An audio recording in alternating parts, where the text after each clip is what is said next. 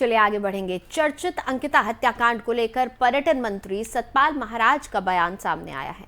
बताया जा रहा है कि पर्यटन मंत्री सतपाल महाराज ने अंकिता भंडारी हत्याकांड के बाद एक बार फिर राजस्व पुलिस को समाप्त कर रेगुलर पुलिस को भोगपुर इलाके में दिए जाने की पैरवी की है।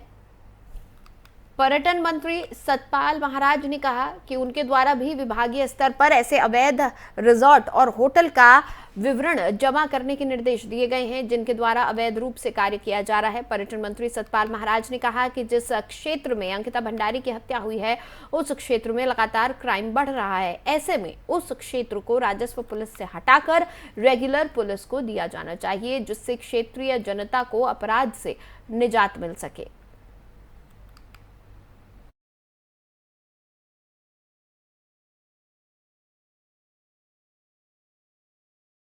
और सालों से बंद पड़ी पवित्र छड़ी यात्रा को हरिद्वार के श्री पंचद शानम जूना अखाड़े के साधु संतों ने फिर से शुरू कर दिया है। हरिद्वार के तमाम मठ मंदिरों के भ्रमण के बाद छड़ी यात्रा जगतगुरु आश्रम पहुंची, जहां जगतगुरु शंकराचार्य राज राजेश्वर आश्रम अखाड़ा परिषद के अध्यक्ष महंत रविंद्रपुरी और निरंजनी अखाड़े के आचार्य महामंडलेश्वर आचार्य कैलाशानंद गिरी ने पवित्र छड़ी का विधि विधान के साथ पूजन किया। इस दौरान अखाड़ा परिषद के महामंत्री महंत हरिगिरी समेत बड़ी संख्या में अन्य साधु संत भी मौजूद रहे। आपको बता दें कि सनातन धर्म की संस्कृति सभ्यता के प्रचार प्रसार और उत्तराखंड से पलायन को रोकने का उद्देश्य लेकर छड़ी यात्रा की शुरुआत की गई है। ये यात्रा बद्रीनाथ, केदारनाथ, गंगोत्री और यमुनोत्री समेत चारों धाम के साथ ही उत्तराखंड के सभी मठ मंदिरों में भी जाएगी। उसके बाद पूरे देश में भी इस यात्रा का भ्रमण होगा। जूना अखाड़े के साधु संत इस यात्रा को पूरे देश के तीर्थ स्थलों के दर्शन कराएंगे। हरिगिरी जी महाराज के नेतृत्व में जूना अखाड़ा और 10 नाम सन्यासी परंपराओं के नेतृत्व में आज यह छड़ी का पूजन हमारे जगतगुरु आश्रम में पूज्य गुरु जी के नेतृत्व में उनके सानिध्य में अखाड़ा परिषद के राष्ट्रीय अध्यक्ष पूज्य रविंद्रपुरी जी महाराज, अखिल भारतीय अखाड़ा परिषद के राष्ट्रीय महामंत्री हमारे प्रिय आदरणीय पूज्य हरिगिरी जी महाराज और इनके नेतृत्व में आज जूना अखाड़ा और हम सब ने मिलकर के इस छड़ी का पूजन किया। छड़ी जो है 4 धाम को लेकर के 4 धाम के साथ साथ पूरे उत्तराखंड के जितने भी तीर्थ स्थान हैं उन सभी तीर्थों में जाकर छड़ी सबको जागृत करेगी, जगाएगी। अनादिकाल की परंपरा जो रही है उसको लेकर के संन्यास परंपरा, सन्यासी या साधु समाज इसको करते हैं। इसका मेन उद्देश्य हमारा ये है कि जो अभी तो फिलहाल उत्तराखंड में ही है, आगे चल के पूरे भारत में ये छड़ी की यात्रा होगी। मेन उद्देश्य हमारा है कि सबको एक करना, जितने सन्यासी है, जितने संत समाज है, सबको हमको एकीकरण करना है, इसीलिए छड़ी यात्रा की जाती है। देखा होगा जब से हमने छड़ी यात्रा शुरू की है तब से पूरा उत्तराखंड में जहाँ जहाँ जितने जिले हमारे हैं और जितने मंदिर मठ है वहाँ पे सभी लोग जा रहे हैं और सभी लोगों का हमें पूरा जो है वो आशीर्वाद मिल रहा है और सभी के साथ जो है हर जगह हर मठ में ये यात्रा जो जाएगी। देखा होगा कि ये हरिद्वार से शुरू होकर के पूरा उत्तराखंड में जो अंतिम जो छोर है नंदा देवी, वहां तक ये यात्रा जाती है। हरिगिरी जी और अंकिता हत्याकांड और अन्य मामलों में बिना तथ्यों के अफवाह फैलाने वालों के खिलाफ जनपद पौड़ी पुलिस प्रशासन सख्त हो गया है। वरिष्ठ पुलिस अधीक्षक पौड़ी यशवंत सिंह चौहान द्वारा प्रेस वार्ता करते हुए बताया गया है कि अंकिता हत्याकांड मामले में एसआईटी की ओर से निष्पक्षता से कार्य किया जा रहा है जिसकी निगरानी उच्चतम अधिकारियों द्वारा की जा रही है। वहीं इस प्रकरण में पौड़ी पुलिस द्वारा भी अपना पूरा सहयोग दिया जा रहा है, लेकिन तथाकथित कुछ ऐसे पोर्टल द्वारा और सोशल मीडिया में बिना तथ्यों के खबरों को फैलाने का काम किया जा रहा है जिससे अनावश्यक माहौल भी खराब हो रहा है। उन्होंने सभी लोगों से आग्रह किया है कि तथ्यों के साथ खबरों को चलाएं। उन्होंने साफ किया कि जिन लोगों द्वारा बिना तथ्यों को आधार बनाए भ्रामक खबरें फैलाई जा रही हैं, ऐसे लोगों के खिलाफ पुलिस ने अब सख्त कार्रवाई करने का मन बना लिया है। एसएसपी ने बताया कि पुलिस लगातार ऐसे पोर्टल और लोगों पर नजर बनाए हुए है जो बिना तथ्यों के आधार पर लगातार खबरें प्रसारित कर रहे हैं और जनता को गुमराह करने का काम कर रहे हैं। उन्होंने कहा कि ऐसे लोगों को चिन्हित कर उनके खिलाफ पुलिस अधिनियम के तहत कार्रवाई सुनिश्चित की जाएगी।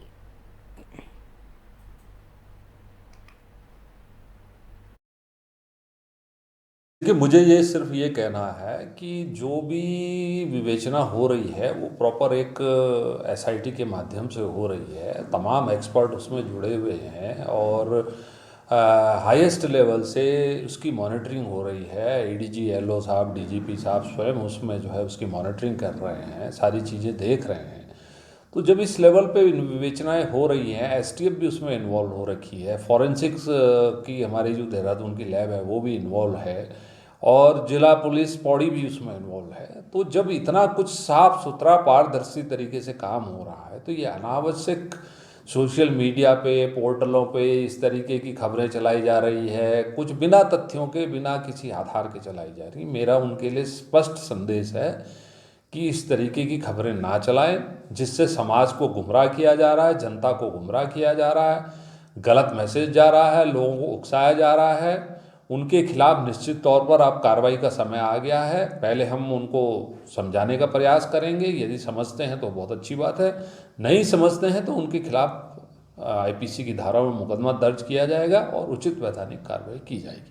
देखिए, मुझे ये सिर्फ ये और अंकिता भंडारी हत्याकांड मामले में सियासत जारी है। बताया जा रहा है कि पूर्व मुख्यमंत्री हरीश रावत ने आज अपने दिल्ली स्थित आवास पर उपवास पर बैठकर हत्यारोपियों को सख्त सजा दिलाने की मांग की है।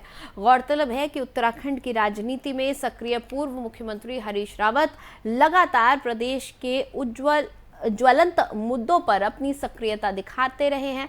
दिल्ली में अपनी निजी आवास पर 1 घंटे के उपवास के बाद हरीश रावत ने कहा कि सरकारी तंत्र निर्भीकता और निष्पक्षता के साथ अंकिता को न्याय दे। उन्होंने अंकिता भंडारी के हत्यारों को सख्त सजा दिए जाने की मांग की है। बताया जा रहा है कि पूर्व मुख्यमंत्री ने आरोप लगाते हुए कहा कि जिस तरीके से साक्ष्यों को छुपाने की कोशिश की गई है वो अक्षम्य है। उन्होंने कहा कि जिस वीआईपी को लेकर इस मामले में चर्चाएं हो रही हैं, उस वीआईपी का नाम सामने आना चाहिए।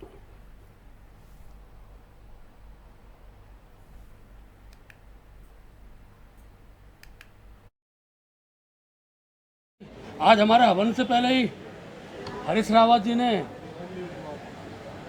दिल्ली उपवास शुरू कर दिया, तो उत्तराखंड से चले गए हैं। अच्छी बात है, क्योंकि हमारे हवन का प्रभाव श्रद्धापूर्वक शुरू में दिख गया। ओम नमो दुर्गाय नमः। ओम नमो दुर्गाय नमः। ओम नमो दुर्गाय नमः। ओम नमो दुर्गाय नमः। मेरा ये 1 घंटे का मौन उपवास उत्तराखंड की बेटी अंकिता भंडारी को समर्पित है और मैं सब लोगों से, विशेष तौर पर उत्तराखंड के भाई बहनों से कहना चाहता हूँ,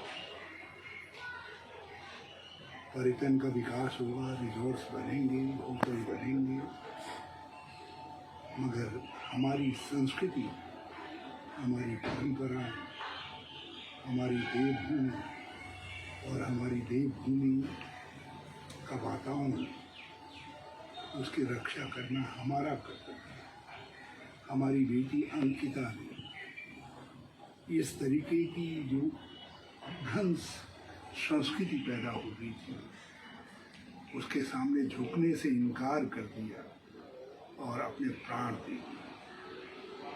अब जिस प्रकार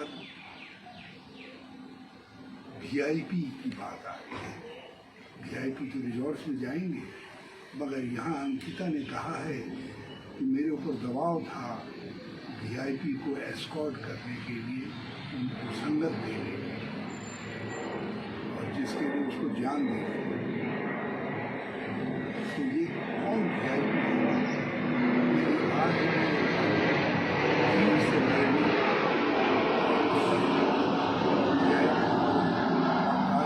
कैटेगरी में खड़ा कर दिया, और फिर भविष्य में कोई रिजॉर्ट मालिक, कोई होटल मालिक हमारी बेटियों की, हमारी बहनों की अस्मिता से खेलने की हिम्मत नहीं करे।